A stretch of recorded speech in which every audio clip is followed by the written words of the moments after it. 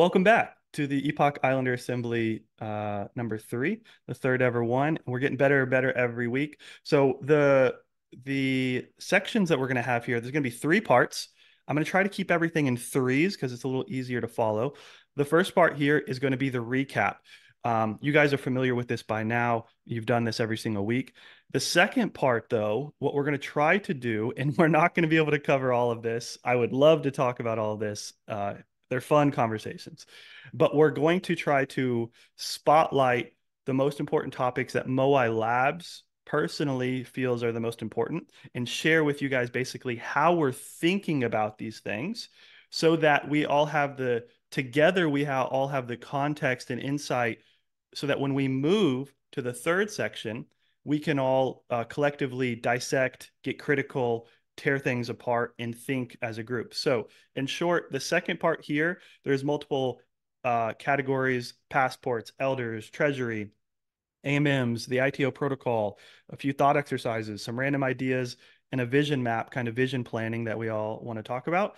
And then the next part, what I'd love if you can do, it's very hard for me to keep up with the chat, and I want to make sure no topics are missed. So either go to the Discord and I created a thread where you can add in a topic, or just keep it in your brain and then raise your hand whenever we get to this point here. But if you guys don't nominate any conversations or bring them up, I do have some questions for you guys that I'm excited to talk about, which are on the screen here. So as always, if somebody's watching this video in the future, just a very, very 30-second elevator pitch. Currently, Epoch Island is a decentralized collective of builders, investors, and creators across the decentralized world. And in the future, we aim and our mission is to create the world's first network state by the year 2030. As always, the disclaimers, what we're trying to do has never been done before, has a very high chance of failure. There's no group, single person, or entity responsible. So if you want to make something happen, definitely step up or find the person who can make it happen. Critical feedback is open and encouraged. While Epoch Island does have a native currency, you and you alone are responsible for your financial choices in life, of course. And this meeting is being recorded. So if you don't want your voice or face or anything about you on the internet, this would not be the place to be. So glad we didn't see anybody drop off there. So part one, uh, starting with the first one. So we're going to do a quick recap. Uh, so last week, if you do want to watch, the second video is now uploaded on the YouTube channel.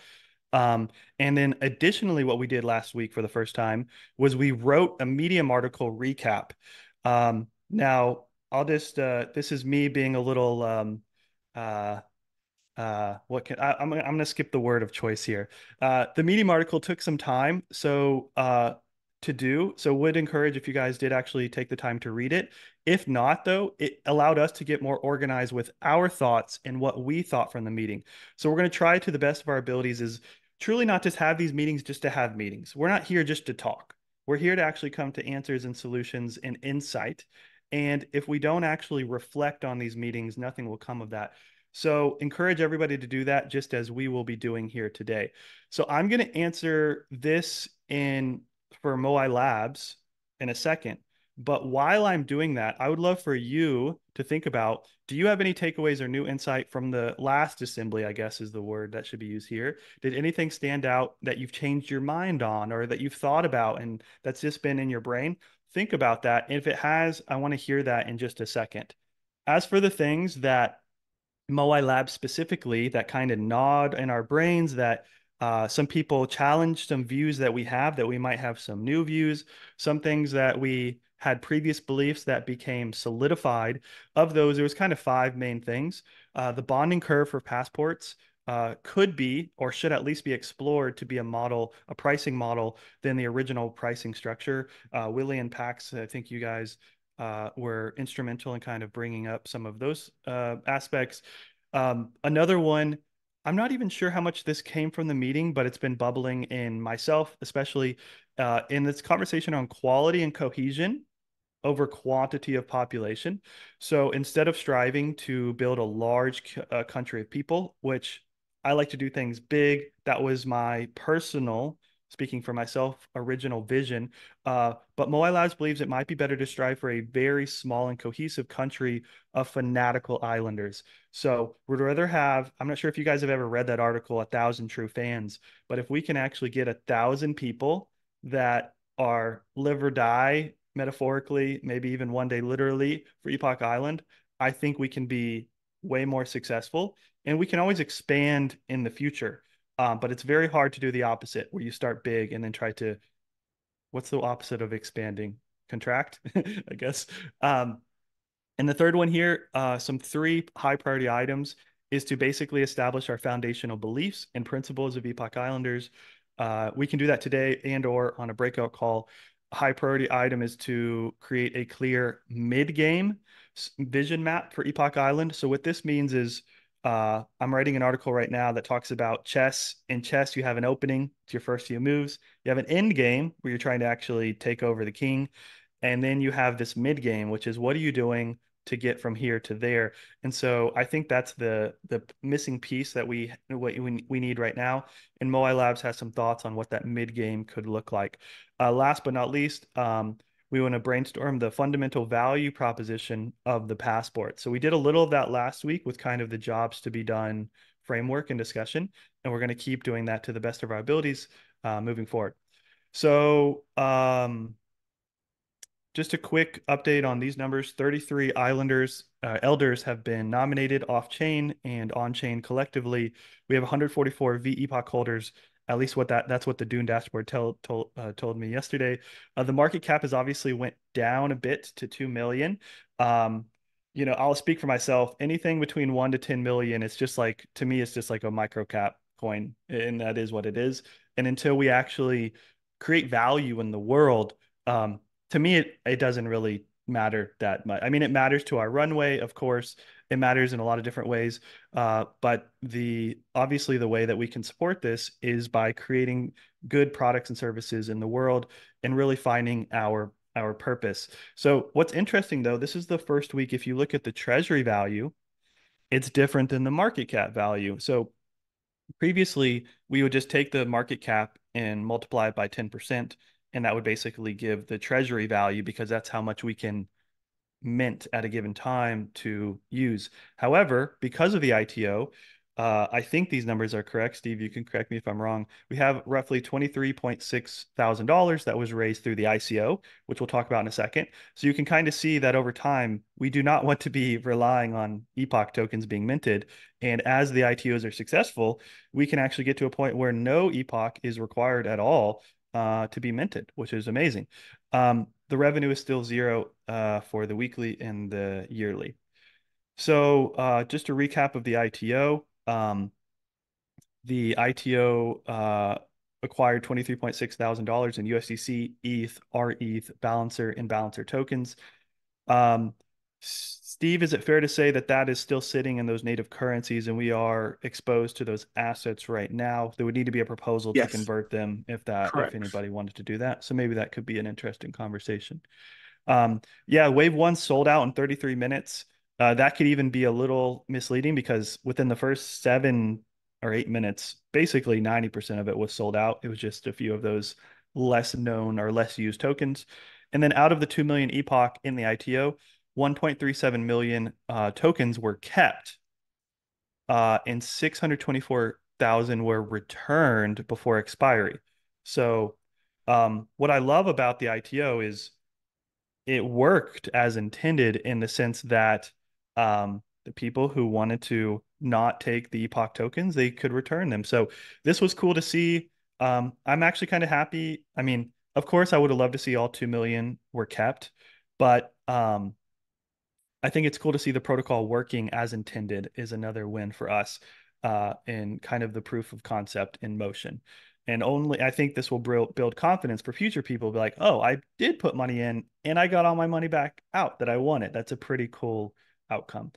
Um, Moses, I've been wanting to do this for a few weeks, but you are our Islander of the Week.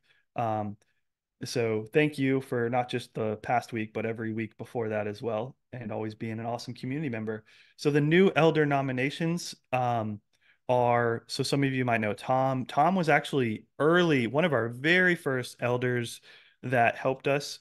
He hasn't been as active lately, but Tom has a crazy backstory. He's also created DeFi Fast tutorial.com. We're basically helping onboard people into DeFi. We have Minion here, who I haven't got to know Minion as well, but super, super smart, intelligent, does a lot of research and data on the data side of things. And then Ashan is, I think he's the co-founder. If not, basically he's one of the top first three people at scribe.co.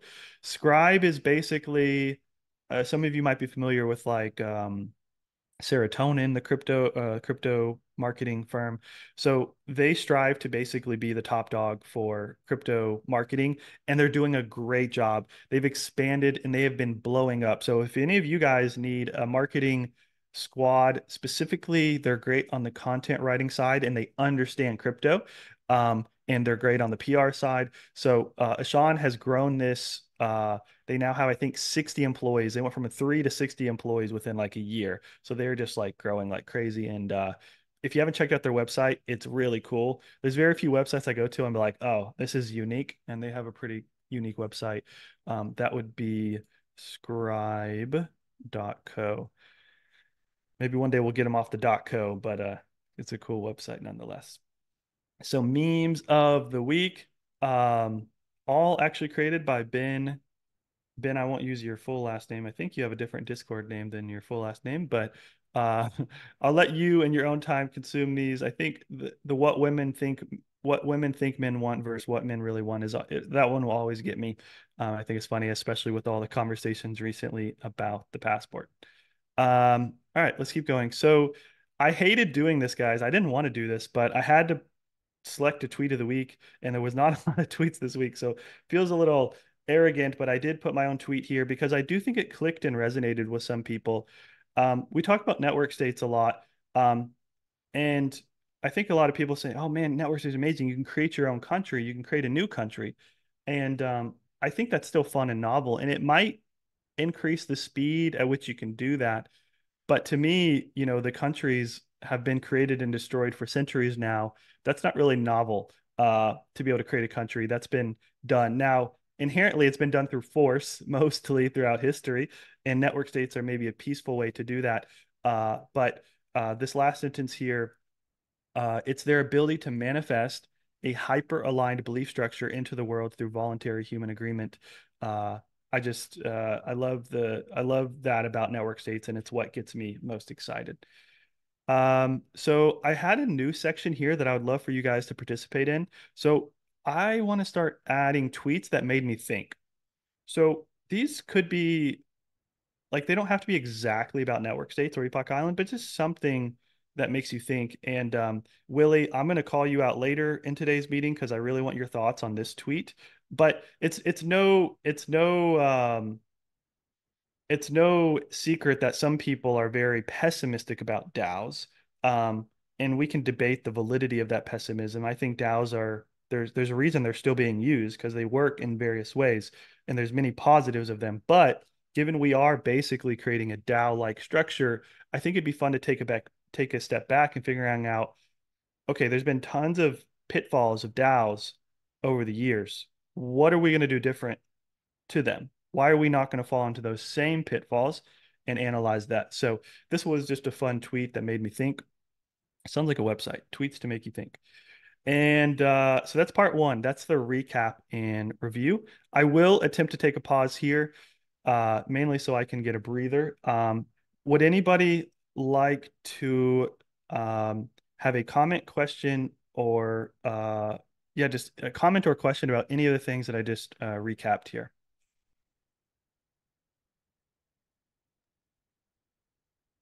I'll just say, although I think it was the last thing on your list of kind of priorities, not the tweets or anything like that.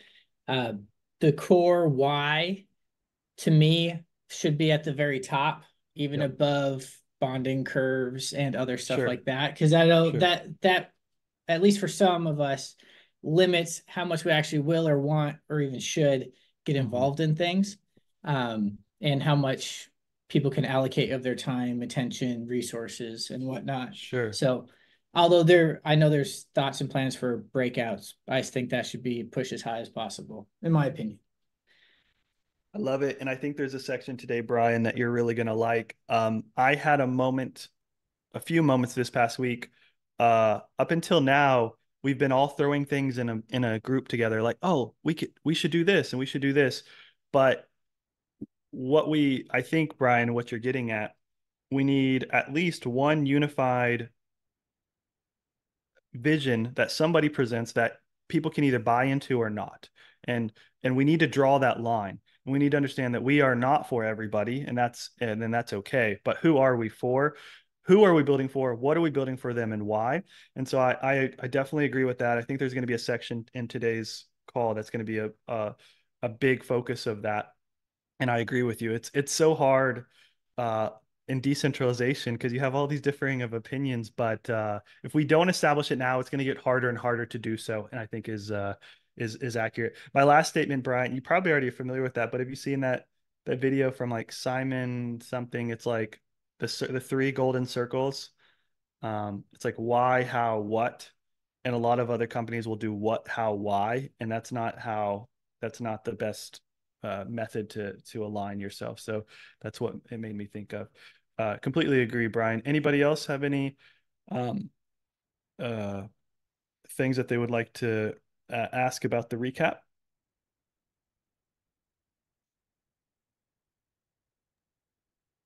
You want me to comment on the Dow stuff later, you said, right?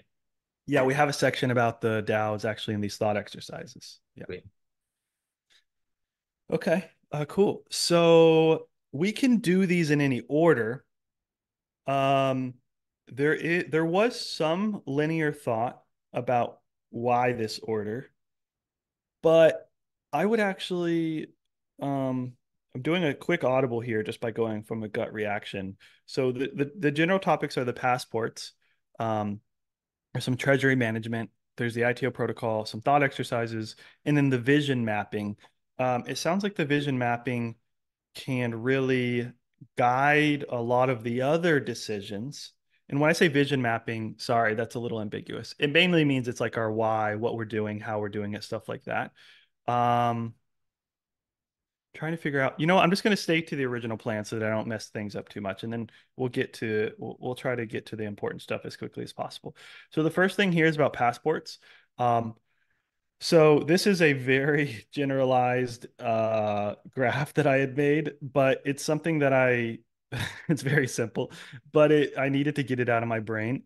But this is my assumption right now on how generally a country or a group or a club, or use your word, will evolve over time, which is basically the quantity of population. As that increases, the cohesion and alignment of the population decreases. Now, this is a massive generalization, of course, but the general, if you look at it from the extreme, if you say, I only want to be friends with people who like um, golden shepherds and they like keto and they like CrossFit and they're Christians and all that. If you actually did that, the more and more parameters you put on like what you believe in and your core philosophies, you might only find 10 people in the world, but those 10 people are going to be hella united probably on their core philosophies. So just in general, a lot of you guys are technical. The more filters you add, it's going to reduce your population. And so I think a lot of our conversation today is what are the filters that we want to add that will reduce and reduce and reduce who we want to build for and why. And my personal sentiment these days is my circle is getting smaller and smaller and smaller. And when I think about what is the country and community I want to personally cohabitate in a decade from now, I think I would rather be around 1,000 of the most inspiring and ambitious and creative people in the world building in crypto. Like that's my tribe personally. Um, and so if and we all have our own circles, and so I think we're all going to have to collectively agree on like what the circles are. So, any comments or questions on this? I'll take a pause here.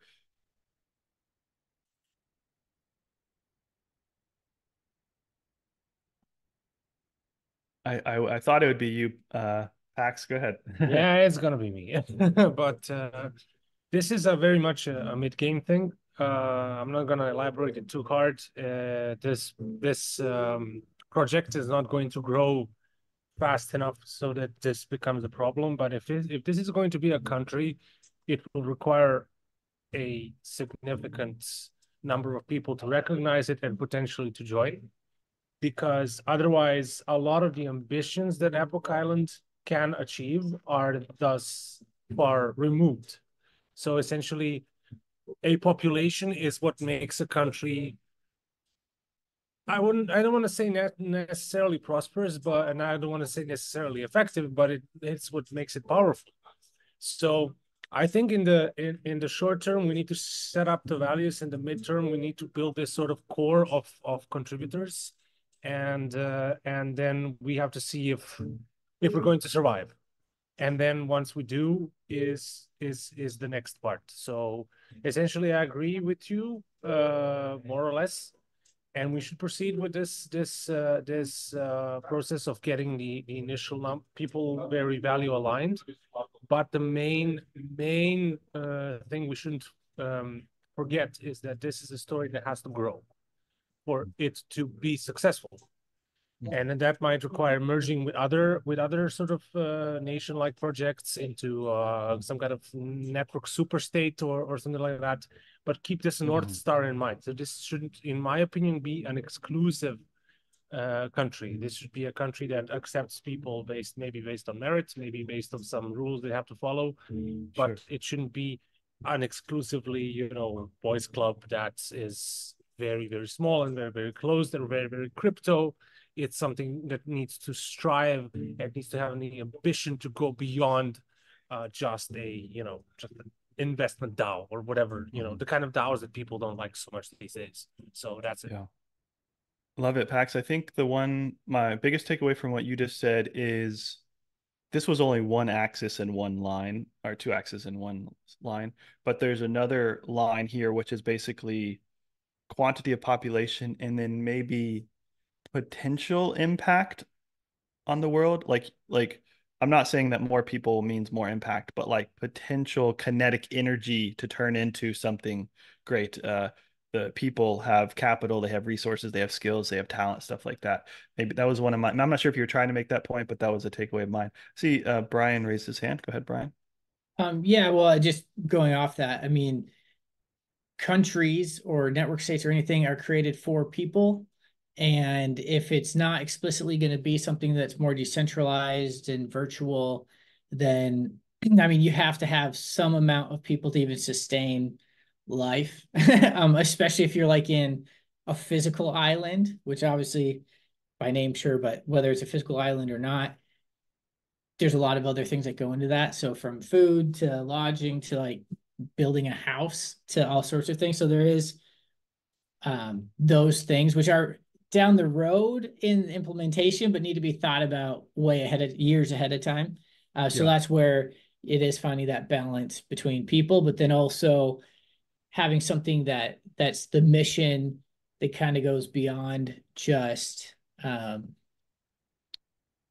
there's like the mission, and then there's like the actual functionality of running a society, which need to be united, but there's different parts to it.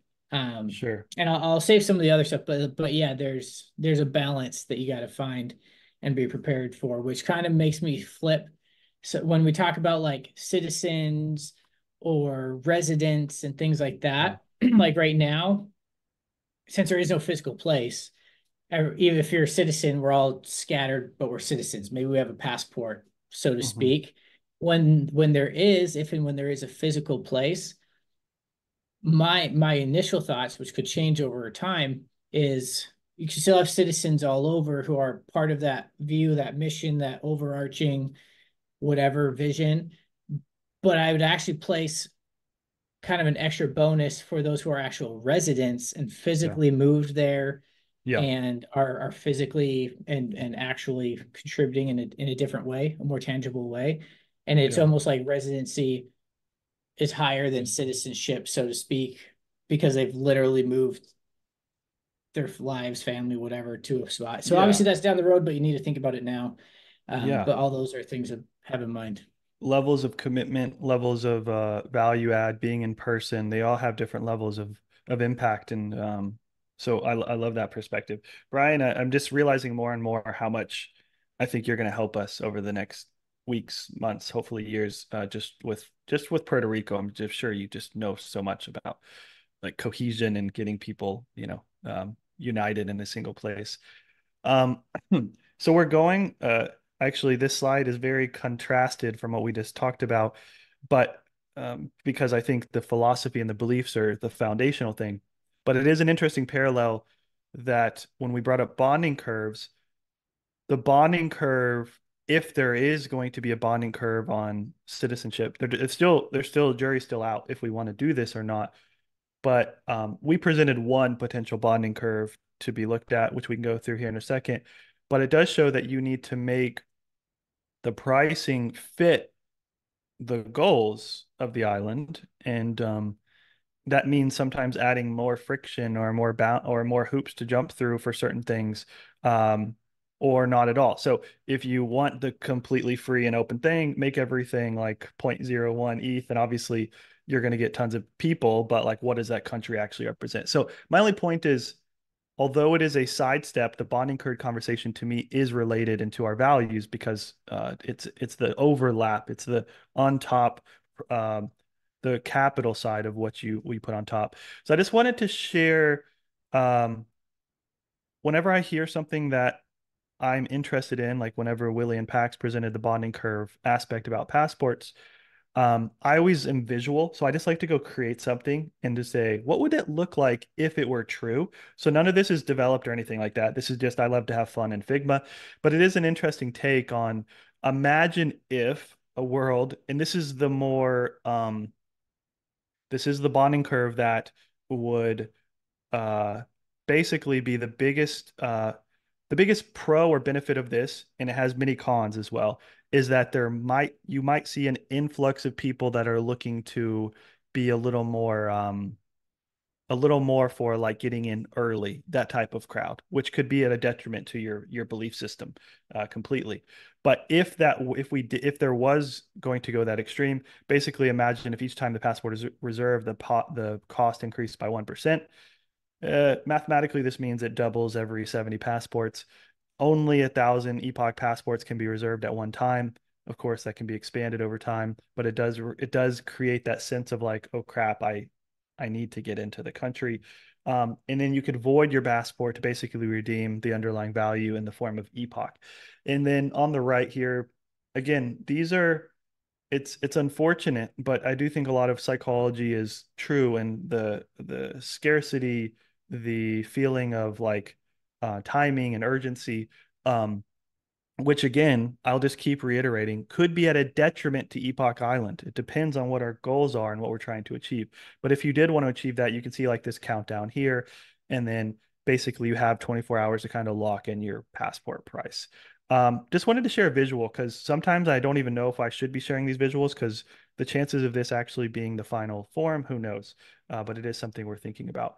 But this is actually, I think, more interesting to you guys.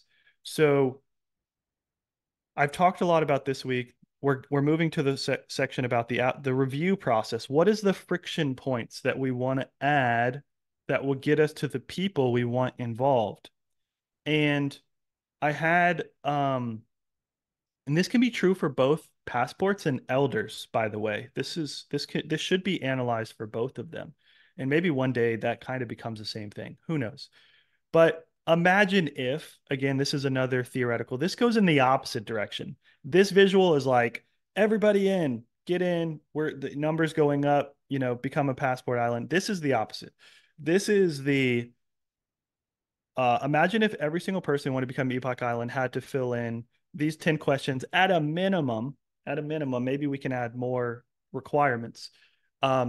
And imagine if they had to post it on Twitter to kind of like publicly show this is what I believe. It's not a private thing, it's very public. And you're basically asked these questions. What value can you bring Epoch Island? Like why should we accept you? Is there one thing you could change about the world? What would it be and why? This goes into understanding their belief system, their philosophies, and what they care about. What's something you believe that a majority of the world disagrees with you on? I ask this question a lot to people to really understand the contrarian level of thought. Maybe we want that, maybe we don't. What's something you're deeply passionate about? Why? So I ask these questions because these are the questions I care about that I use in my own personal life filtering of if I want to be friends with somebody. That doesn't mean that Epoch Island needs to, but I do think that they are interesting questions. What does success mean to you and how do you measure it in your life? Why do you want to be an Epoch elder or why do you want to have an Epoch passport? What's a characteristic you admire in others? How much time on average per month can you commit to helping Epoch Island? How much ETH are you willing to deposit to reserve a passport? Are you requesting a grant of Epoch? If so, how much? So what I want to get to is, Brian, I think that was you who talked about merit, or maybe it was Pax talked about merit. Um, what I think is interesting to hear is up till now we've just been talking about money, money, money pricing model. This kind of flips it on its head, where if you don't have money, it doesn't mean you can't be valuable to the island. So we all can add value in our own way. And what I dislike the most about a lot of the bonding curves is there are a lot of community members we have now that might not be able to participate, but they can add value in a different way. And so this is a kind of choose your own path style of like, if you just have all, if you're rich and you don't have any time, probably money is the most value you can add to Epoch Island. Now, if you are ambitious and motivated and you're grinding like I was at 21, whatever, and you just want to get your foot in the door, you're probably going to be willing to run through the roof. You're probably willing to run through your whole city yelling at the top of your lungs, Epoch Island is amazing. Like, I'm not saying we should do that, but like that's a different value add. So this is a different perspective on the filtration process of basically a pay as you want, pay as you can passport. And then the islanders collectively get to review this. So instead of it being like a backdoor kind of like thing, it's kind of public knowledge. And then I know there's probably lots of thoughts here, but I want to end it with this. What I like about this model is if somebody publicly says what they're willing to do for the island, it's all public domain. Maybe we can even submit this on chain or something. Now we can review this every month or quarter to say, should we keep your passport active or not? Did you do this or not? So rather than us trying to all figuring out what is the value we want to give to the passports and elders, the elders and passport holders are telling other people the values that they want to receive. And so it's a collective decision of is this new person adding value to me, and yes or no. And so every new person that comes in and hopefully will grow the pie.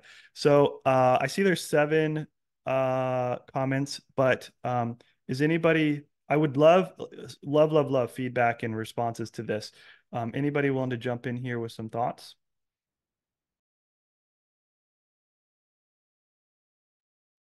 I will. Um, I completely agree on the merit side and not having it being money based, because that's actually one of my biggest turnoffs in the Web3 space in general, despite being in it since a long time ago. Is although it's maybe one of the easiest things to track and deal with, normally the easiest isn't always the best. So I agree there needs to be some sort of mixture. I mean, before you said all the stuff you just said, I had been thinking about how, like, that exact thing. How can you get people who don't have the money or whatever to get in, but would be a good ad? And it made me think about companies and people sponsor, like you can be sponsored to move to the US and work at a company and get a visa and stuff, and the company is sponsoring you and kind of vouching for you and all of that. Because again, they want to get specific talent, some merit brought over. And that's companies and countries already do that in their own ways. That's why I have other incentives programs and things like that. So, and it's again super important. If you have a bunch of money but no one to do anything, no one to build a house, no one to set up a server or whatever, then it doesn't matter on the monetary front. So, and that's one of the biggest challenges, just period, maybe just in the world, is trying to as systematically capture that type of value that there's always some intangibles or it's hard to know unless you have like a camera and everything's sitting and recording everything you do in your whole life, which is tough on the privacy side. But um, and that might maybe there's something we can cook up that solves one of the biggest needs in the world, in my opinion, is actually being able to dynamically value the less tangible and have that on a scale with money versus activity versus other things. And obviously it's something that every DAO and every group goes through. And I at least haven't found anyone who I think sufficiently addresses that. Yeah. But we as well need to figure it out. So anyways, just want to say that. I love it. Thanks for that. Pax, go ahead. Yeah, just I think you said it pretty well. The only thing I can say is merit is very difficult to measure because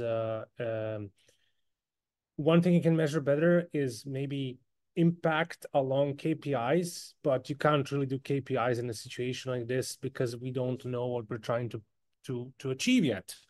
And also setting up KPIs for this type of situation is not really, it's not really fair. It's like at the same time you want as an organization, because this is still like a small group, so this can be seen as an organization that's still trying to find its purpose.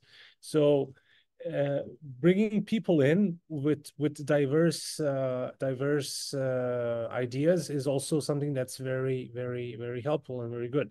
But I do agree that some kind of accountability system, some kind of merit tracking or a system where we can sort of have this accountability towards each other would be very good in this early stage. So right now we want to, I personally at least want to avoid a situation where it's all just people staking and running with the 3-3 meme or whatever. This is something we can do, but I don't think it's very advisable because we'll just drown in the sea of copycats. Or, just like, what's the merit? Well, just go in and do vibe checks. And, look at me, I'm a part of this community. That's great. It doesn't, like, I think that our first goal as the initial Islanders, the initial people in these assemblies and the people who sort of by chance or by circumstance or by motivation connection came here early is we have to define very carefully what we want to build and what we pitch to people. And because this list is very good in a sense that it gives you like an overview of what you could potentially do, but it doesn't say like, why do you want to be an Epoch Elder? Well, I don't know what being Epoch Elder means, right? And a lot of people are kind of still confused about what Epoch Elders do. It's a separate topic, but like it's one we'll be touching on, by the way. I'm excited to get into it. Yeah. So I don't want to get into too far. I know I've been maybe talking a little bit too much, but basically it's for now for this last, let's say in the next few weeks, our goals are basically do a bunch of breakout sessions and understand like what are we pitching to people, and then we can say, so this is how you fit into the model of merit that we have created. And as people on board, we sort of upgrade and update these rules. And that's the first point. And the second point is we need some kind of shared accountability tracking where people can sort of motivate each other to participate. And I think this can be something we can work on in the next few weeks. I love it, Pax. Thank you so much. There's so much I want to respond with, but I will hold my breath because there's many hands going up right now, which is, I love to see that. These are my favorite when everybody's jumping over each other. I think the order I saw with hands was Ninchi, Patrick, Willie. But Willie, I did see you active in the chats as well. Ninchi, I'll just do it because I saw your hand first. Thanks. I will try to be very brief on the section one, what was reflected like with me and coming mainly to the points where we are now. I will be very honest. I'm more, let's say, people kind of guy, maybe community wise, in a sense. I'm maybe not that advanced in a sense that we are now. discussing or maybe continuing discussion from before, like how the passport should look like, what the merits should be, or merits versus, let's say, denomination of treasury, if you want to call it so. For me, very briefly, for the passports, if they are going to be denominated value of the treasury of the Epoch Island, then there is no way like no way. I don't find it now like a proposal wise to mint like 1,000 or 1 million reserve passports. If I can directly, when I get it approved, denominate this passport and take part of the treasury out of it without even engaging with anything Epoch Island beside that I reserved passport, we have, let's say, already a huge gap, and we can drain the treasury like in a day or maybe in and a half of a day. So this is one consideration. And the second, I would like to touch upon maybe from the community point of view. I do believe that we are now at the moment like in a kind of a spiral effect where community is not more clear where we are or where we are headed, but it's more confused in a way that we are offering like Moanians and Moai Labs kind of meta project, put it out, and then is always this distinction line that is very thin red line. Should we focus now more on the product, on the treasury building and stuff, and then inviting people like come approach, step forward, try to do stuff. But then again, it's like, I hopefully you get me. I still believe, like, to conclude, that we should go back just a little bit, like ensure that we are all clear about our fundamentals and the key pillar growths of the project that we have as such, and only then like start adding on this, let's say, passport stuff. Should it be more left? Should it be more right? So I do believe that we have, maybe we can take it offline, but we like need to first clear out like from this week what was going on mainly in chats, because even I get confused time to time, in all honesty. So. Yeah. Ninchi, all of you just said, especially the second part, is music to my ears. Um, Yesterday, I like to be busy, busy, busy, work, work, work. And then yesterday I was like, I'm going to use this whole day just to really figuring out like the foundational why so that we can know how and that we can articulate it. Because I do agree, if we continue forward now without the strong base of clarity and focus on what we're doing and how to measure it, it's just going to go in a bunch of different directions. So I love that let's go slow to go fast, I think, is the summary of the second part there. And let's really, really dive into those unknowns and things that are confusing. To your first point, Ninchi, we're going to go into this. I can go into this later, but just to clarify, me, Umar, and Steve thought a lot about you're talking about the economic part of it. Just to clarify, there is no way somebody can mint a passport and extract more value than they deposited. So basically, imagine if you put $1 in a pot and you remove $1, at the very, very least, the treasury is the same. We actually are exploring. Steve has been pushing for an exit fee, if you will, if you want to have like $1 in and you get 99 cents back. There's a many ways to do it but I just want to clarify, technically there should be no way to arbitrage out and extract value, but that should be top of mind. We don't want people to be renting value and then not staying with us in the long run to add continuous value. We don't want value extraction. We don't want MEV of the network state, if you will. So I love that first question. So I think Patrick was next. Go ahead, Patrick. Yeah, so just like one of the things that, because it was kind of mentioned briefly with Pavel, is the idea of like when we're actually bringing in or onboarding new islanders, elders and such, the idea that I've kind of come up with is, how do we kind of measure, accountability as well as susceptibility to emotional decision making and emotional reactions to things? Because to be perfectly honest, I mean, we're such in a very early stage with everything. We are intended to come up with where a range of ideas, whether basic to, very radical ideas. And these ideas should always be challenged by each other.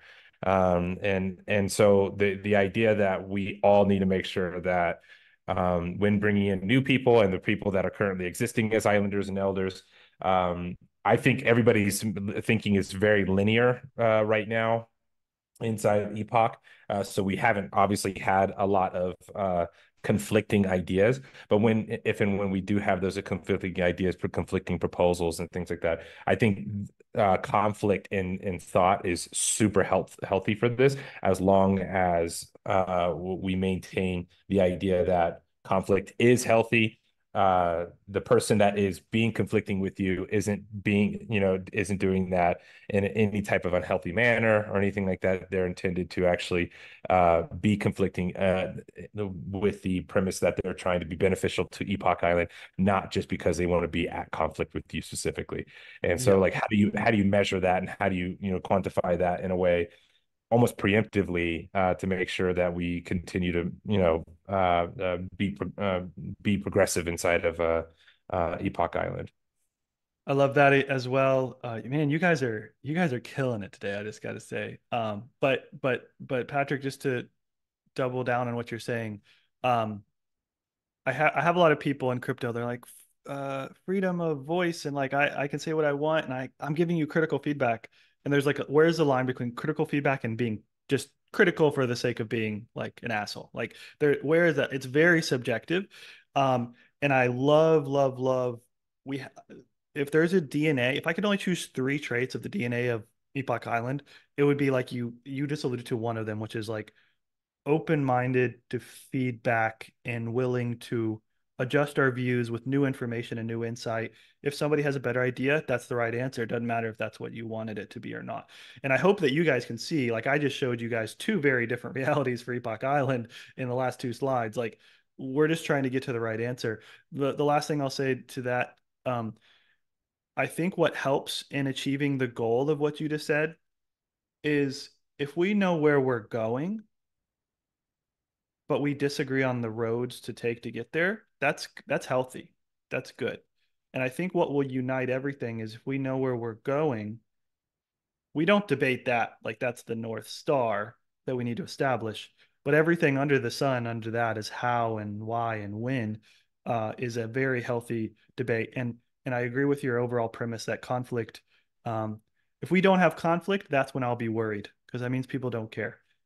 So I love that point as well. Thanks, Patrick. Willie, go ahead. Well, amen. And maybe in the spirit of healthy debate, I want to kind of try and just maybe politely challenge like having any applications whatsoever. But I love all the thoughts that have been shared so far. But yeah, so I thought about this a lot at ATX style because we had applications and we're considering basically moving away from the applications. And at ATX style, the passport holder or the passport holders, really the DAO members have like control over the treasury. So there's a lot of power from holding one of these, like our analogy to a passport.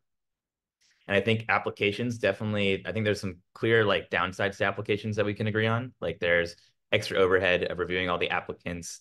There's friction for someone to get in. It's extra friction to have to apply versus just being able to like buy a passport.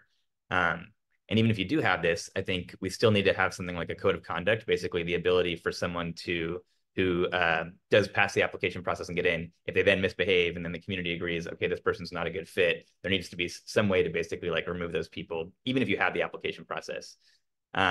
So I want to think of like what are really the benefits that we get from having an application process, and is it worth all those costs that I hope we can agree there's some definite like costs that having the applications add.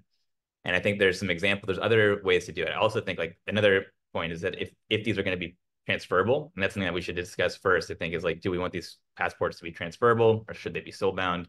Then even if we have the applications, like people can still transfer it. If we do decide to go with the application route, though, one way that we can minimize the friction is still enabling people to like buy a passport or transfer it and buy it, but then apply afterwards to fully get like all of the benefits of it.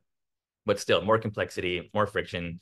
And I'm a fan of like the nouns model, where basically like whoever's the highest bidder, basically, or anyone who's willing to pay the price, which is basically like donating into this economy, let them come get involved, right? Until they misbehave, until they give reason to be ejected. I also think it's just more decentralized, right? Like more accessible. So I'm a fan of not having any application. Another way that it can be handled too, which is the nouns model, is like enabling people to fork. So if you do have all these people and they do end up like being two different opposing camps and stuff, you can give them the ability to fork and let anyone join it. So I'm a fan of not having any applications and just opening it up. But either way, I do think that we would need to have like a code of conduct in some way to basically like void a passport if the community agrees, like, okay, this person has violated the community code of conduct. Thanks, Willie. Good to, I love to hear, make sure we're seeing all perspectives here. To the second point there, your last point, I'll quickly touch on. Had a fun debate earlier this week with Umar about the ability to void people's passports and basically deport them is essentially what you're doing. And if you don't have the ability to do that, is there any risk of ruin, if you will? Is there any skin in the game? But to your first point, Willie, what I really want to share my own personal, because I'm still on the fence with the like the application or not. I'm kind of, it's a weird I know that I'm trying to still analyze my own thoughts. It feels like I want to go in the extreme in one direction or the other. And I know that's probably not a healthy way to look at it, but the reason is like you asked the question, what is the even the purpose of the passports? So the cons are very clear to me, like you just said, there's friction. It's a like I think one of the biggest reasons DAOs is like all of the hoops you essentially have to jump through to be part of it. My personal thing, my personal story that still makes me think about them deeply is, I've been trying to grow communities for 6 years, five years now. And the one thing that I keep coming back to is like, you'll even notice this in like the Discord where all of the weight still feels like it's on the shoulders of like Moai Labs or the core, like the original, like some of the other people. And it's not to say that a passport will resolve that or excuse me, an application process, but it's kind of setting the if you can buy into something and not have any expectations of doing anything else, that's what I think the expectations will be is I am valuable because of my capital. And I think if you reverse that and to say, capital can be, but what actually are you going to do for the island? Because energy and effort and resources are another form of capital. And so I guess is like if I'm going to simplify it, there's money in the world that's very abundant in certain pockets of the world. Like capital can be found and printed essentially. Um, what's harder to solve for, in my opinion, is getting people to take action and do things and move forward with it. Um, maybe even I actually think NounsDAO could be a good counter example of like they had all this money, they didn't even know what to do with it. And I think that's why the Nouns Fork originally came to be. But I guess just to reiterate it, I feel as though we would see maybe 1% of the total population. Like we would probably limit our growth by 10 to 100 fold. But of those people who joined, like on the call now, all of you guys are here not because you're trying to earn some tokens. Like you're here because you find this interesting, you want to believe in it, and you want to help. And when I think about who are the people I want to be surrounded by for the next decade of my life, because that's what Epoch Island is a lifelong thing, at least right now. The only way I could see myself not wanting to work on Epoch Island is if it's becomes a community culture country of people that bought into it um, rather than earned their way into it. Now, can we actually have it to where people earn their way into it? Will I still have people involved that I don't want to be associated with? Yes, all of those things and more. I just wanted to share my personal story on the much accepted trade-offs that would come from the friction-filled onboarding process as well. Um, and where do we find that balance? Moses, you've been very patient. Go ahead. Hey guys, I've got a little frog in my throat, so excuse me, been a little head cold. Um, yeah, since your post yesterday, Zach, comment in the Discord about the inclusivity, exclusivity, and I've been thinking about it also, and so I guess what first comes to mind, and after having thought about it for a little while throughout the day, is to me a network state, and this is my conception. A network state is has a large population. Um, if we were to limit it through whatever means, application and or kind of be exclusive type thing, some respects I wouldn't. I'd hesitate to call that then a network state. That's turning it into more of a DAO in a way. And if we're looking to possibly compete, for lack of a better word, with nation states, then seems to me there need to be a high population. Now that's somewhat relative. Luxembourg has a low population. That's a nation state that has its own, you know, values and nationality, so to speak. So maybe strictly numbers isn't quite the right way to look at it, and so maybe I'm a little inaccurate thinking about it in that way. With that said, yeah, I'm not sure I like the idea of applications or not. I'm on the fence with that too. I see the argument in the benefits and drawbacks to both, to the inclusivity, exclusivity to it. It's really tough. I guess I just want to reiterate to me, and I'm curious what everyone else maybe thinks about, network state.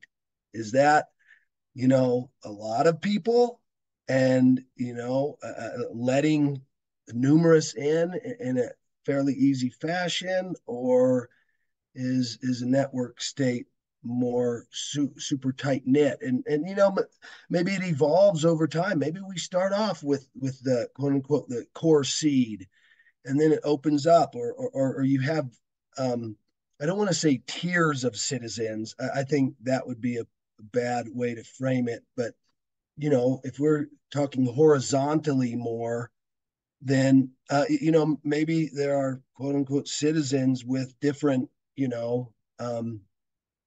badges. And I don't like using that word necessarily, but for lack of a better word right now, different roles, and you can earn these different roles, so to speak, as time goes on. But yeah, so those are my thoughts. Nice to see everybody. Sorry I didn't talk much last week. Been having this head cold for a while, but anyway, yeah. Um, thanks for your time. Yeah. Moses, thanks. Thoughtful as always. Hopefully you feel better. Um, you sparked some thoughts in my end, and I just want to quickly share a few things. Y- um, so what I find interesting about your statement, Moses, is like you reverse engineered everything to is this what's going to be the most accurate depiction of a network state. Um, and I think I see why you did that, because we made it in all of our marketing, every single message we've ingrained network state, network state, network. Like that's been every single thing. So like your first thing is like, well, that's our North Star. And so I think when I take a step back, and this might sound blasphemous, but it's really figuring out. I think I don't want to get caught up in like definitions or labels or whatever a network state is. That was one person with one concept, and it inspired us, and that's why we're here, and it's interesting. But like, what do we want to build? in whatever label or format that looks like what do we actually want to be a part of? What do we want to see created in the world, whether it has this label or not? And so, Moses, I say that almost begrudgingly because um, I like to stay unified in a North Star, and yet I'm challenging is that the current North Star of Epoch Island, which is this label of a network state? And because, even by definition, I think Balaji says that population is actually not a good barometer of a network state's. He talks about actually how small you can be. I'll send you a link later. It's interesting recently about how people think of you need this massive population. But let me flip it this way. If we actually could get Epoch Island to have 1,000, the 1,000 of the top crypto minds, or the top builders, entrepreneurs, thinkers, doers, marketers, whatever, in one group, we actually could have that. And so just for sake of, there's Balaji's here, there's Eric Voorhees here, there's, Vitalik joins, whatever. If you actually had that group, I'm pretty sure that 1,000 group would make a bigger punch than most nation states in the world in terms of potential impact, in terms of what you can do, and I think a bunch of leverage to actually attain, if you still want to attain, a network state status down the road. Last point I'll have here. I think I also regret how I phrased the conversation about inclusive versus exclusive, because I think the more accurate depiction is not that we want to exclude people, but more so we want to have inclusion on the people we want. Meaning, is it a purchased passport, or it is a earned and accepted passport? So I might be playing with semantics here, but I think whenever people hear exclusive, there's going to be an immediate turnoff in a lot of people's brains, and rightfully so. That can be some negative connotations in crypto, but I more so look at it from are the passports purchased or are they earned? And earned is very subjective, and that's a whole nother debate. But I just wanted to share some brains on my my brain, some thoughts on my brain. Um, Thank you guys for always letting me uh, talk after you guys. Um, there's so much more we can keep going. Are you guys open to shelving this for a second and keep going, and then maybe even circling back if it's relevant? I mean, it probably will be, but this, I want to always double down on the conversations that I feel are progressing us, and I think this was one of the most important ones that we could have. So let's keep going. Um, so I just want to share the bonding curve that we played around with. You guys can go check this out. I'll share this link later. Um, I told you guys I didn't have time for the graphics here, but this was, I just thought the numbers were interesting. If there wasn't actually 1% increase, you could see here, this looks like, oh, well, all we got to do is get, 800 passports and then we're good to go. But obviously these passports get really, really expensive over time. I'm bringing this up to show that if you want a small and mighty group, essentially those people are going to have, and you still want to get a big resource in treasury, proportionally, those people are still going to have to pay a high amount if we want to reach financial goals and resources to build. So that's a whole nother conversation. We'll skip for now because it's kind of in the weeds.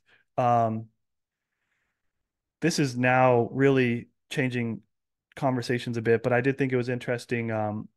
Umar on From OI Labs kind of made an interesting technical breakthrough. I guess it wasn't new invention, but that you can actually we've been trying to figure out what network to launch on, that found out a way it's potentially possible to actually send in money on mainnet and mint something on base, which is really cool. I didn't know this was, we're calling it cross minting, but basically imagine if we can keep all of the treasury, all the whales we can still attract on mainnet, but do the gas fees relative to a layer two. So I thought that was pretty cool. We can go into this if you guys want. I just want to share with you guys what we're thinking about if you wanted to go more of if we were going for scale in quantity, a passport kind of invitation system, we have figured out how that could be done. So you essentially, everybody who has a passport, you'd be able to log in, you'd be able to click down on any of your passport, select the passport that you own. It'll have its own code. That person, then you could share that code with anybody, and then the DAO could vote to give you a reward every single time you send a new person to. So like say Moses, you have a passport, you come here, you find epochisland.io/reserve/Moses, you send it to Balaji. Balaji comes in and reserves 100 passports. You would actually get some 10% of all of the ETH that he has deposited. Now, there's a spectrum here, of course, of not wanting to overpay, but this is basically a marketing expense, is the way to look at it. And it's the other downside of this is some people will immediately, for what, like everybody has polarizing opinions on ref links and codes and Ponzi's and not Ponzi's. I think just to be clear, so everybody is on the same page, this is not the this is not the typical triangle thing. This is like a one person, like there's not like a levels, if you will, of this. It's just inviting one person at a time. And so you'd have to get in front of that narrative that people would think, but it is something that we think could help the growth tremendously.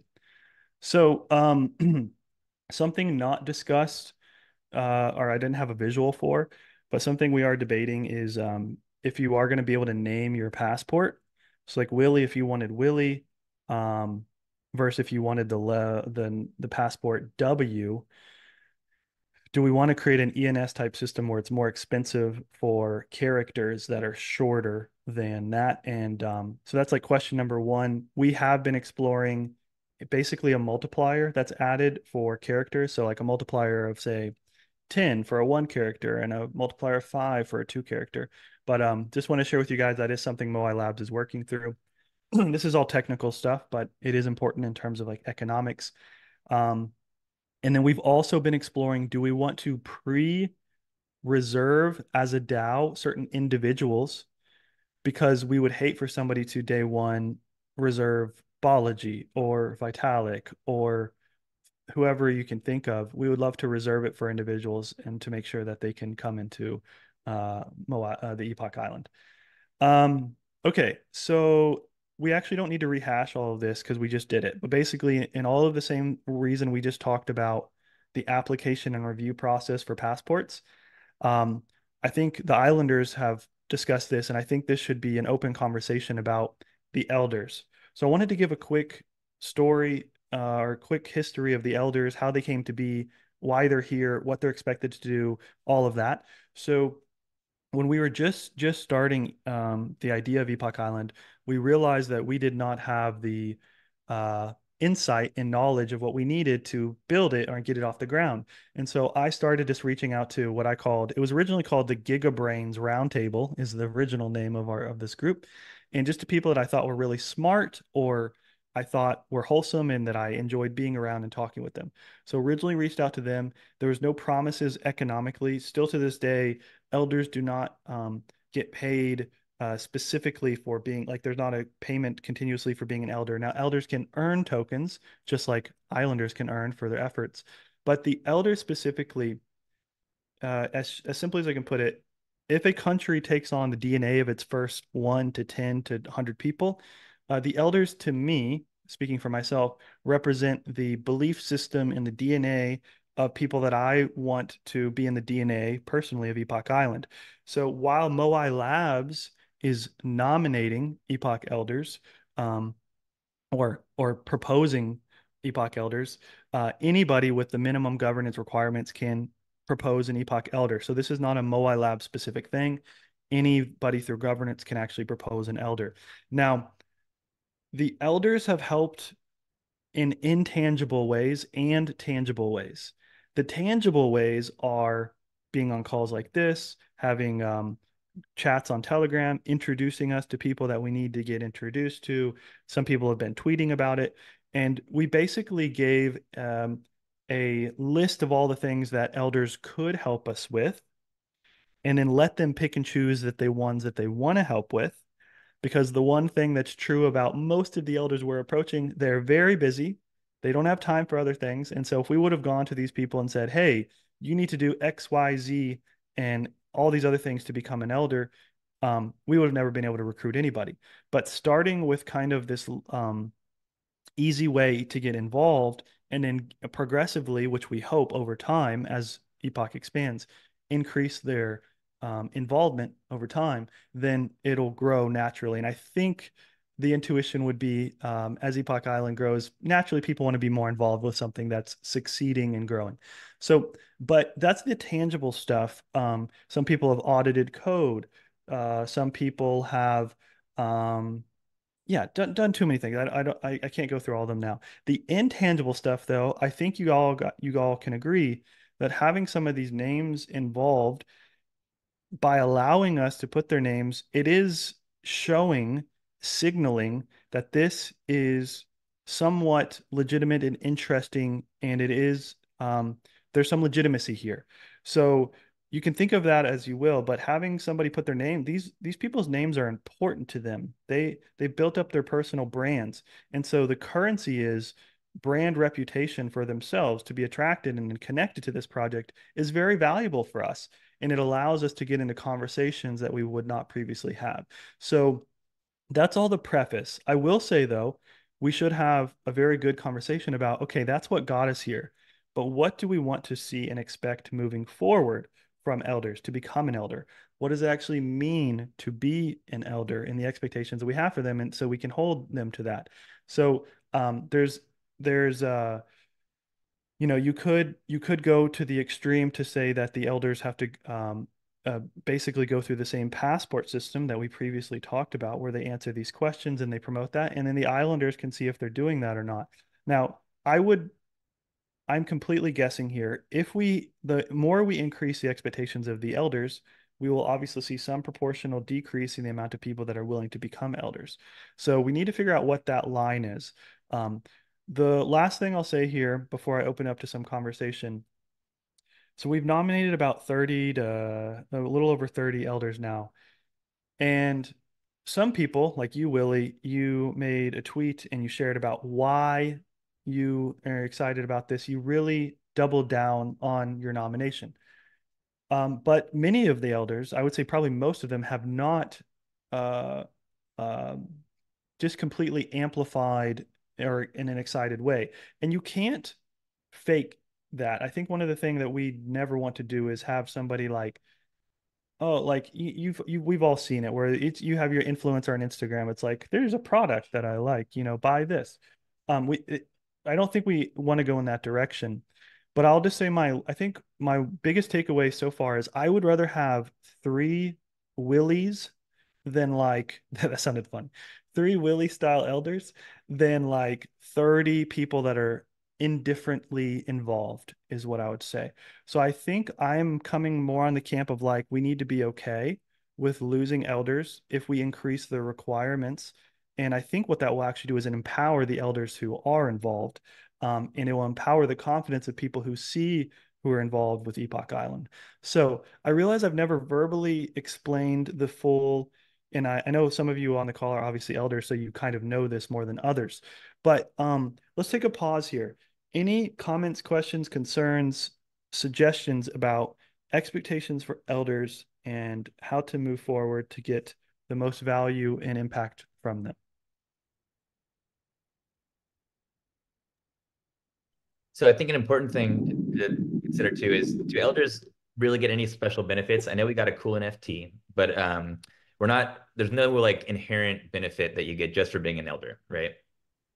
So the proposed system was that elders would be the only people who can make direct proposals to Epoch Island, meaning currently, because there weren't a lot of elders, we started with VEPOC as the minimum requirement. But this has to go through governance, so this is my opinion. But the proposal was going to be only elders can make proposals, and once we get to a minimum viable eldership, then we can make that conversion. And then the second part, Willie, would be because you are facilitated a proposal, there would be an expectation that you would be able to earn Epoch for facilitating that proposal.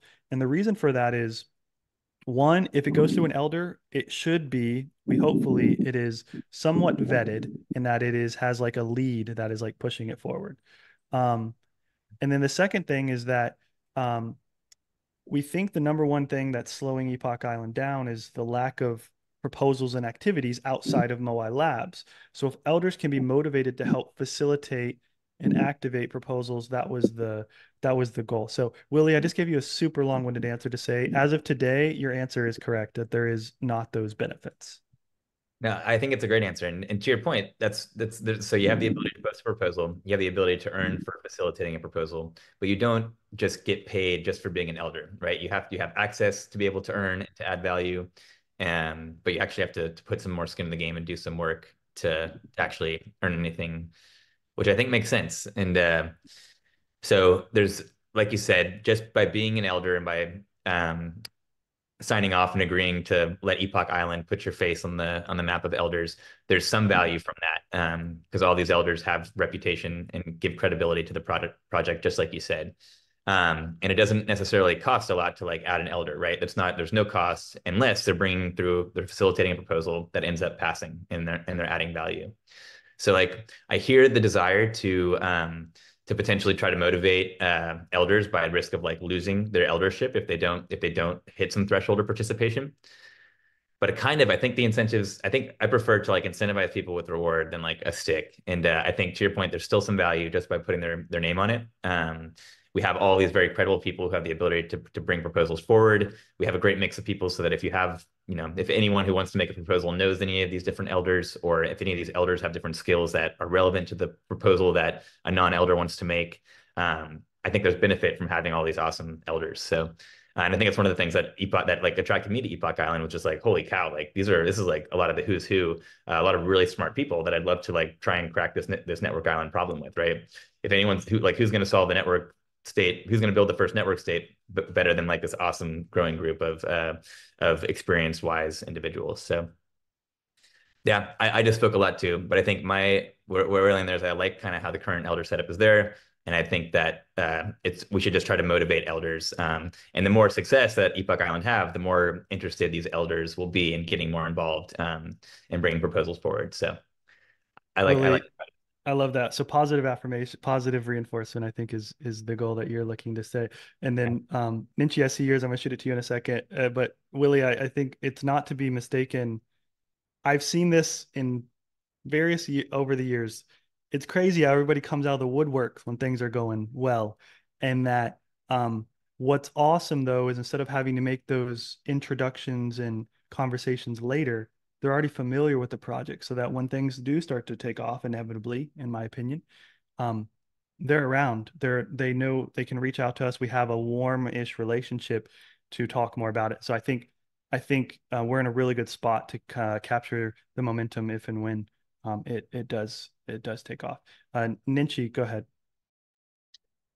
Yeah, on elders, I do believe that again, from the community, let's say, point of view, a lot of buzz lately, or let's say questions directed mainly to this specific topic around elders is something that maybe for us to consider, like we have a set of people that we can call advisors more than any elders. Elder could be, let's say, more the recognition of some past work, but advisor will always be advisor, like passively engaged in the project.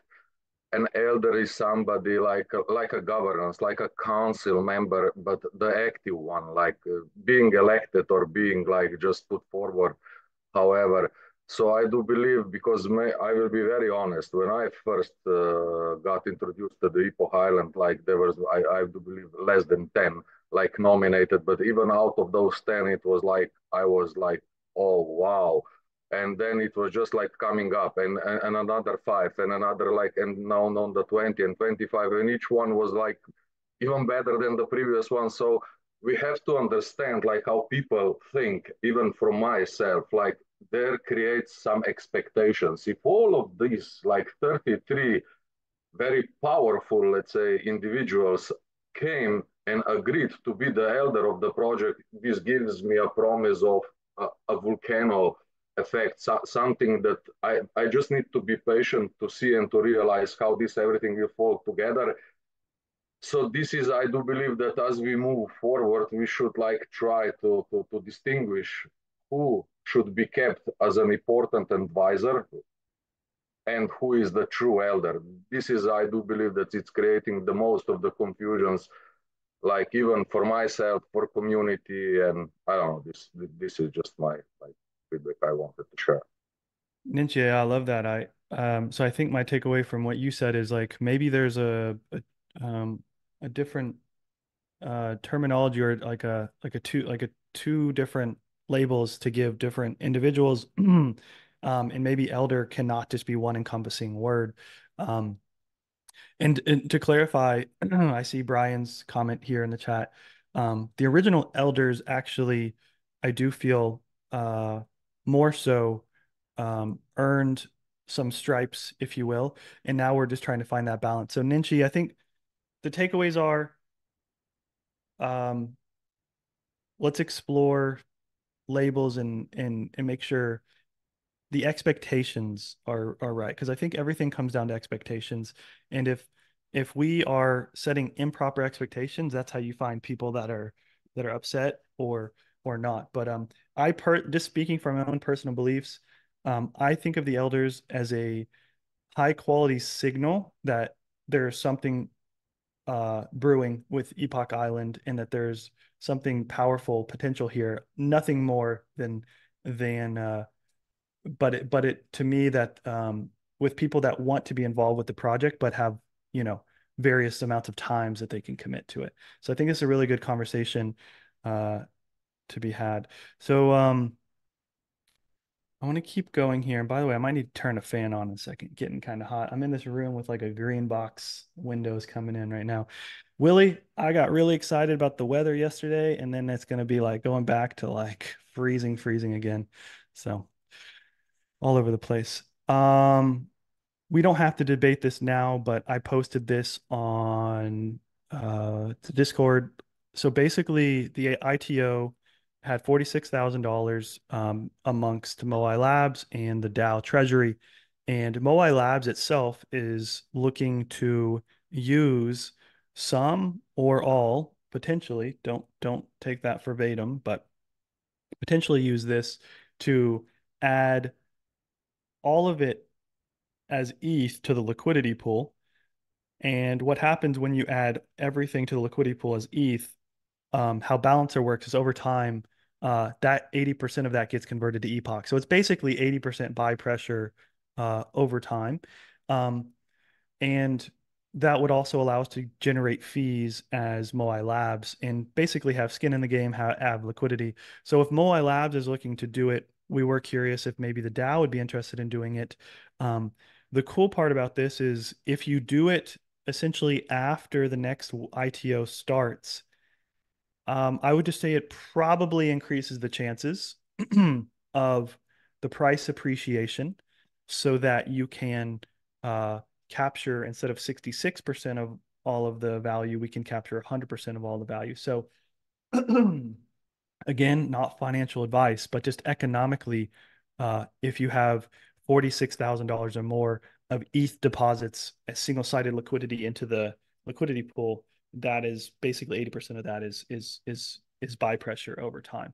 So pros and cons to this. Does anybody feel strongly enough to give an opinion in one way or the other on this? I know there's really good comments on Discord already. Would anybody like to voice an opinion?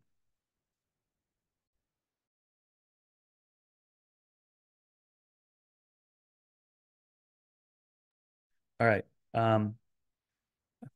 I'd love to hear opinions, but actually it's kind of a good thing because there's lots of to kind of get through here. I'll very quickly AMM. So we currently use a balancer weighted pool, but with the passport system, we have the ability to reassess what is the AMM that we are using for everything. And Moai Labs is very excited about managed pools. And without getting into too many technicals, we were originally going to go with managed pools for Epoch. At kind of the last week or so, we switched to weighted pools for various reasons.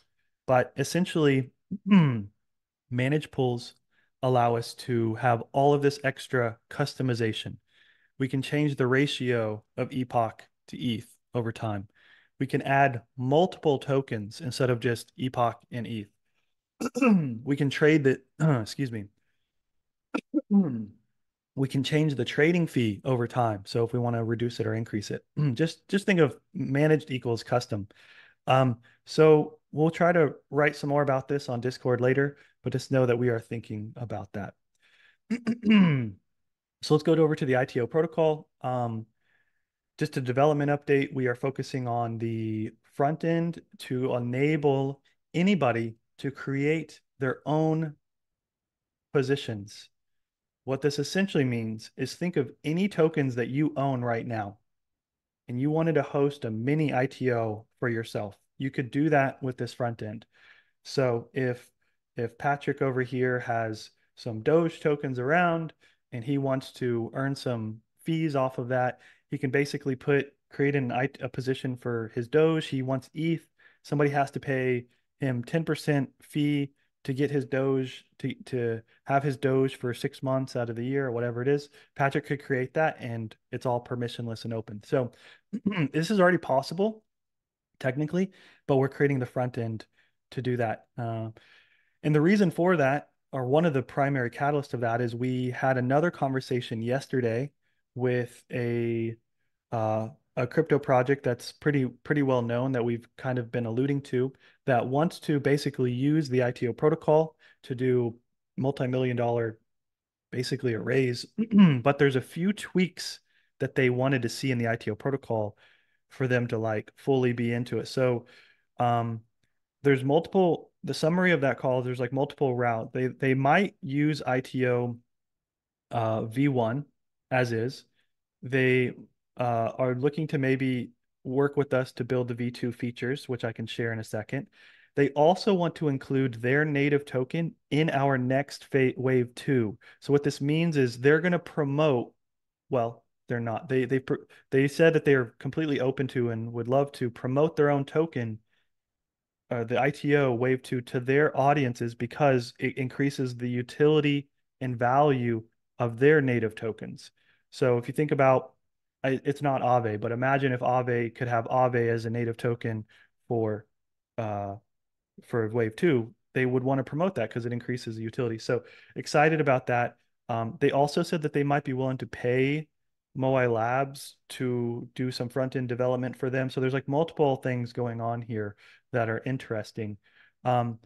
If I could just, Steve, if you're available and help me with this next part, I think you guys would find interesting the specific parts of the ITO protocol that they might want to adjust. Number one, Steve, so I guess, Steve, I called you out just to be ready to jump in if I forget something. When you take a position in the ITO, instead of getting the Epoch tokens immediately, they would kind of go to this waiting area. So they're still yours, they're just not in your wallet. And the reason for that is they basically want, whenever you take the tokens to your own wallet, you are giving up the rights to your underlying collateral. So this kind of prevents the ability to like short sell without any risk or any still like, so it prevents short selling and some other benefits. They were thinking about, instead of the price being fixed, like the ITO, a dynamic price that is based off of maybe an oracle. So imagine if you could set it to where the price that it's available is always 3x higher than the market rate or whatever it is another kind of utility function that they were looking to have. Steve, what am I missing? Oh, the ability to transfer, like the person who's doing the depositing, they can then transfer the ownership of the position to the DAO so that there's less legal implications. So legal implications is another like thing that came up. All right, Steve, I probably took most of them. Is there any other ones? Yeah, that was 3 of the 5. We also have the ability that when you have removed the supply, to be able to distinguish where you want the removal tokens to end up as the recipient, as opposed to always your wallet as the owner of the supply. And then we're also looking to make sure that we are on the base network in the near future. And that was it. Cool. So yeah, just trying to give you guys an update on that. It was a really good conversation. 3 of their main core contributors and CEO was on it. So it wasn't just like, it was exploratory, but they seemed pretty serious as well. I could go into the thought exercises. However, I think what would be the most impactful, I'm really trying to recap. I'm trying to keep you guys without brains melting. I realize that you guys maybe don't have Nanner, thanks for joining, buddy. Yeah, you guys are going to start jumping off. So if there was a brain power that I could ink out of you guys, it would be probably this next 10 minutes or so would be really helpful. I also have a hard stop coming up with some, my best friend from childhood is coming over, so that's going to be fun. But anyways, so if there was one thing I could do, I think the most important thing that we could kind of decide right now, and there should be another one on here, Brian, I should go into why are we doing this should be the top one here. But essentially, we need to establish on a relatively quick time, like a time horizon, who are we building for? Let's get crystal clear with who. What group of people are we wanting to build this network state and or whatever form this comes into? Who are we building for? Because we don't know that. We don't know who to talk to. Two, what are we offering them? So what is the actual productized version of what they're buying into and the problem they're solving? And then three, when can we deliver this value? So who, what, when? And so we wanted to I wanted to share where Moai Labs and I'll speak for myself right now, not Moai Labs. So when we think about who we are building for, I told you guys I basically spent Thursday as a personal sabbatical to really think about this deeply. And I realized that what I know more than anybody, not more than anybody in my close group of friends, is the pain points of being a crypto builder and founder. Like I've run into all of them over the years and more. Not all of them. I've run into a lot of them. And so although I hope and expect people will step up over time in Epoch Island, as of right now, I think we would agree that Moai Labs is one of the primary catalysts of this. So if we're going to be building for people, I think the best thing and easiest thing to build for is something that, a group of people that you know their pain points and problems and aspirations deeply and intimately. And so if we are going to build for a group of people and what the product is in every single day we wake up thinking, how do we improve the lives of these individuals? I personally think of crypto entrepreneurs, builders, that are trying to create something. These are developers. These are um, core contributors to DAOs on a day-to-day basis. And so when we think of if that is what we establish is the core group, so I'm putting my cards on the deck of like what I am personally going to be lobbying for, then we just need to take a step back and say again, what are we offering them? And I started a small chart here. I got a lot of good feedback from you guys on Telegram and on Twitter. But, if there is a Maslow's hierarchy of needs, there is the need to feel safe and secure. And that is like, I don't want to be facing regulations or a random lawsuit, or I don't want to have physical threats of violence. So, you just need the safety of feeling like, okay, I can do this. Second, I think I wouldn't be where I am or haven't gone anywhere if I wasn't able to connect with people. Now, I did all of that manually, grinding one-on-one. But if I could go to a place that allowed me to connect with like-minded individuals, that's another hierarchy of needs. Having a community around you to at least know and try what you're building and give you feedback on it. This is a huge need. Capital here, I know a lot of people put capital at the top of their list, and it might be for some, but just the ability to basically fuel what you're building and not have to live off your savings or do anything like that. Capital. So there's like 20 other ones that are not on this list. But the point is, if we can get clarity on the actual pain points of these individuals, and if we actually could build a product, a passport that provides people with these benefits, I could see them flying off the shelves if we did it correctly. So an example would be, let's just actually start at the top here, capital. Well, we've already built a capital product. It's the ITO. So we've actually are like, this is not even a pivot or anything. This is like, we've already started doing this. We built a product for the ITO, which is helps projects raise capital. We have built the VE token model that I think is a great governance system for projects to use if they want to have decentralized governance. Another example of a way to productize this is if you have a passport, um, imagine if on the security side, that if you ever find yourself in what we believe as a DAO is unrightful litigation or a lawsuit, think of Pull Together, think of whoever you want, that we will, with the financial abilities we have, protect you and back you. And we got your back. So this is kind of like an insurance, if you will. Like, I have a passport, so if on the chance of one day I at least know that this group of community, they got my back, they're going to be with me, they're going to help. Now, of course, we can't keep anybody from being sued, and we can't, protect everybody from that, but we can at least have a um, almost like a support system economically and emotionally to kind of go through that. So these are the things. So basically, if if we don't know what we're going to build into the passports, let's start with things that we ourselves would want to see and use and would be willing to purchase. And if a passport actually had these things, I would jump into it pretty quickly. So just a quick poll I took on the Telegram. Um, the results were only 15 votes, small data size, but do you hold any anxiety or fear from a legal perspective? 53% said somewhat. Um, there's a million different ways that we could go about this. So I'd love to just hear, let's take a step back. The who are we building for? In my opinion, what I get most excited about is crypto entrepreneurs, or at least entrepreneurs in crypto is another way to say that. What are we offering them? Well, I labeled out a few examples. I have a million more that I want to talk about another time. And then when can we deliver on this value? Well, in theory, we can propose the legal defense fund within a few days and a week, and it could be passed.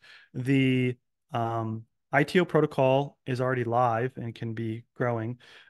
If you actually want to have community and connections, we could do better job at actually giving people the ability to, how do you connect with people on Discord, have a specific chat where if you're trying to connect with investors or creators or whatever it is. Yeah, so I'm rambling a bit at this point.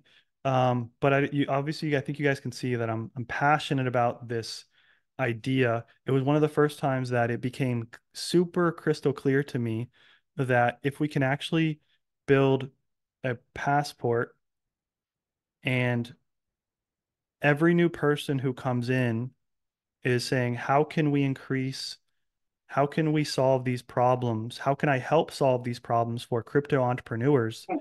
Now we have a North Star in terms of how we use our energy. Does this increase the value of the passport in a way that increases the day-to-day life of crypto entrepreneurs? So I think Moses, you had it first. I think Willie, you had it second. So go ahead, Moses. Yeah, I was just going to say about the who. I think I would like to see it broadened a little bit. Builders, definitely that security, and then also quote unquote crypto natives. People who maybe aren't builders, which largely includes me. I'm sure there's many reasons people aren't quote unquote builders, coders. But there's a lot of people who are crypto natives who are all about the principles founded and found within and of Ethereum, who are ready to support one way or another, maybe artistically, maybe just morally, marketingly. I would like to see the who not being limited necessarily to builders, and not that that's necessarily the direction we are going, but there's a lot of people out there that aren't coders and are founders that are real interested in network states Yeah, nonetheless. I love it. Moses, thanks again. I think this actually circles all of us back to the original when we first started this whole conversation today, we talked about these are filters that we're adding here. And the smaller the filter goes on who we are building for, the less people we will unfortunately be able to attract. And so this is a really good, healthy debate of like how much are we constricting here? And Moses, just to share the three that I had on my brain, I considered builders, investors, and creators. So like builders actually doing the code, the investors putting in the capital, and then creators like content creators. But Moses, I think everything you said would suffice to you if you added a fourth one, which is like users. These are the users. These are the people that get the value out of crypto. And if I think that net, from what I'm hearing to you, would alleviate some of your concerns, and I think it's worth debating. Willie, go ahead. Yeah, awesome discussion. I'm glad we're asking these fundamental questions because stuff like this will help kind of inform like the decision on applications, for example. I think if we're going to start with crypto builders, which I can see the argument there, that swings me back towards like, okay, well, let's start with applications, obviously, if we're going to also be providing security to everyone that we accept. Yeah, this is pretty cool. I hadn't thought about this kind of initial focus yet, but I think I hear the arguments for it, and I think it can make a lot of sense as like as a beachhead market. Maybe we start with the builders, and then maybe the crypto natives is like where we expand to next. And I think many of us, at least I was thinking of like, who are we building for initially was like anyone who wants to basically escape the regime, right? Anyone who is not satisfied with the current status quo, and they believe that like, okay, we can build something better, basically, and they want to be involved with that. But that's arguably like that's maybe too far in the future. Maybe that's where we get to. But like all those people right now, if you're not like until the masses have onboarded onto crypto, they're not even going to really be able to come into Passport, right? So, but eventually we'll hopefully be there. We're at the point where like all these people who are unsatisfied, it's very easy for them to on-ramp and onboard. We're certainly getting closer. So suffice it to say, I like this. I hadn't thought about this, but I can totally see like if we're focusing on an initial beachhead market, or we can provide some clear value to crypto builders, are probably one of the like people who are going to be most easily able to access this and most interested in it. Then we can expand crypto natives, or we can have the discussion around like, I think it's a good point from Aziz. Should crypto natives also be something that we try to fold into the target day one? But there's definitely some benefits to focusing. And I think I like the way you're thinking about it. Willie, that means a lot. I think I highly value your opinion on, and it's a little nerve-wracking to present some of these thoughts because somebody had to put like, here's the path forward that I believe in. But Willie, just to hit on a few things that you just said there, and then Brian, we'll go to you next. Yeah, I think the statement that really stands out to me in marketing, you say if you try to talk to everybody, you talk to nobody. And I think that's true for building. If you try to build for everybody, you build for nobody. And so when I thought about this, like you just said, I think if you'd ask who are we building for before this meeting, it's like everybody who wants to escape their country. And then I had this kind of identity crisis of saying, I don't know if I can solve that for people right now. I don't think we can. So what can we solve for people right now? These other things. And then, like you said, so many of the biggest startups of our time started, I think you used the word beachhead is a good way to think about it.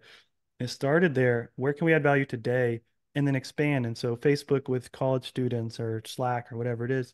And so this was the first clear mind is like, oh, we can build that and it'll help people's lives. So Willie, thanks for the feedback there. Last note, Brian, I promise I'll go to you after this. Willie, the other cool thing is because of our elders, we have a path forward to selling the passports because most of them are builders. So basically, we already have the connections. Now, if you were able to go to a founder and one of our elders and say, hey, what do you think about buying 10 passports for your DAO contributors that they can use? Like there's a direct go-to-market strategy for that as well.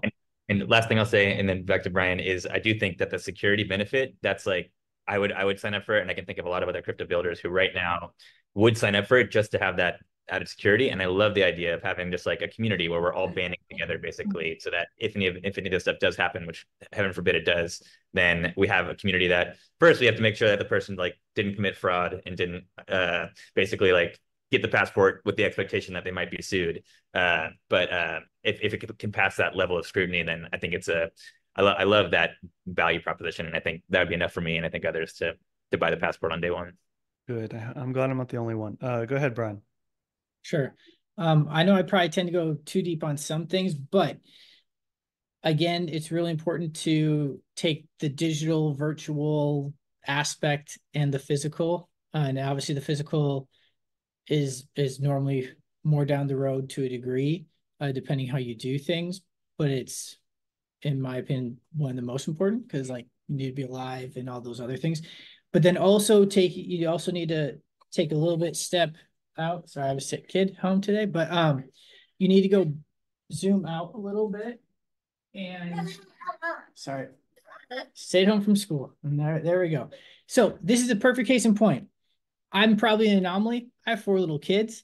I'm building I want something, I want to build a place for my family, not just for me or not just for someone who's sitting at their computer all day coding or something. That's important.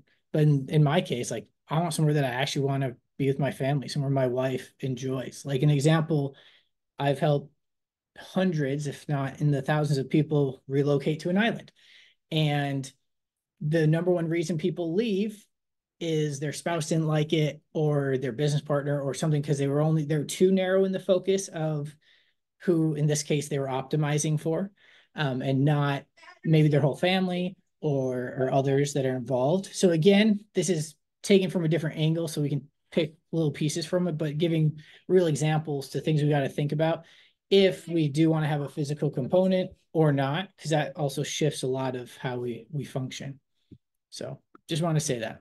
Yeah, Brian, you actually just reminded me what I forgot to connect here is I want to reiterate. I don't think that this is inconsistent. So Brian, I'm not sure if you're still there.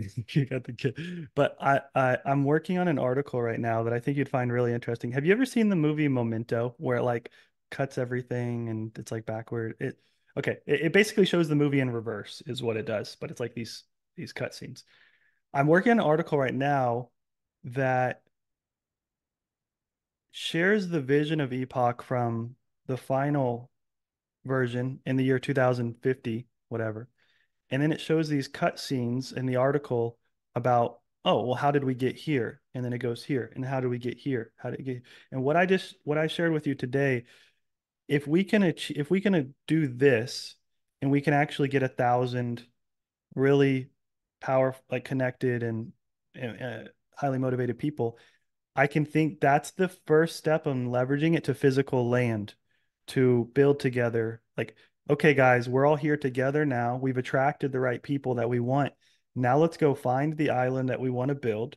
Let's figure out like what does it look like. And so, Brian, I think I'll send you this article. I'm scared to share this with anybody else, but I wrote this article to myself about from the first person perspective in the year 2050 of entering the island, the physical island, and what does it look like? What are the components of it? Like what are the jurisdictions? Was it have? So basically, Brian, I like that you're still bringing us to the long-term picture of like what this could look like, and what if we could actually all create our own island and have our own diplomatic recognition. And so I just want to just paint the picture that what I just talked about here and you see on the screen here is basically chapter number 2 of 10 chapters to getting to that island, the physical island. I know we should be closing up here because I'm starting to melt, but Willie, did you have any comments at all? I feel like you have probably many thoughts on this, but do you have any summarized version of the DAO conversation earlier? I have a whole talk on this, but it's like 23 minutes long, so it's not really but I just posted a link to that. Okay. Cool. Yeah, TLDR, I think like obviously DAOs are an experiment. But there's already a lot of evidence of like DAOs that are working right now. Look at young Willie over here. How old were you here? It was only 1 year ago. It's a haircut or something. It's a short haircut. So yeah, people say that like DAOs have failed. That's bullshit. There's already examples of DAOs that are successful. We haven't yet proven that a DAO can like reach mass scale. But I for one, I think that like some of the largest, most successful organizations will be DAOs and can be DAOs. The big difference, DAOs can be designed however you want them to be designed. Obviously, the big difference is like instead of having a CEO and a board on top, or shareholders, but really a CEO and a board, you just have the token holders on top. And if token holders want to appoint a CEO, they can, but you still have the token holders retaining complete control. So like, yeah, you can design DAOs however you want to do it, including looking very similar to a centralized organization. But it's all an experiment. But already there's like some best practices. And so a lot of what this talk is like, here's some of the best practices that have worked for DAOs that are DAOing it well. this organizational structure is a big part of it. So like sub DAOs basically having work streams where instead of the community like hiring each individual or making a decision on every single payment, they're instead electing basically work streams and then allocating funding to them. And then these work streams, yeah, we really haven't seen examples of where work streams are having to like beg. Like if you're providing, like, first of all, the community like probably wants to have an engineering work stream, right? Or a marketing work stream. It doesn't really matter if you have like less than a dozen contributors, like full-time contributors, but once you get past that, it really makes sense to have these work streams where the community can just vote basically on like, is this work stream as a whole fulfilling the marketing need well, fulfilling the engineering well, achieving the goals that they committed in their proposal. Like that's easy for the community to measure versus like voting on every single payment decision. And then those work streams, yeah, they don't really have to like beg, like they go up for renewal, but if they're doing a good job, the community doesn't want to lose like the engineering or the marketing function. So they elect them, or if someone else thinks they can do engineering or marketing better, then there's a pathway for them to like propose it.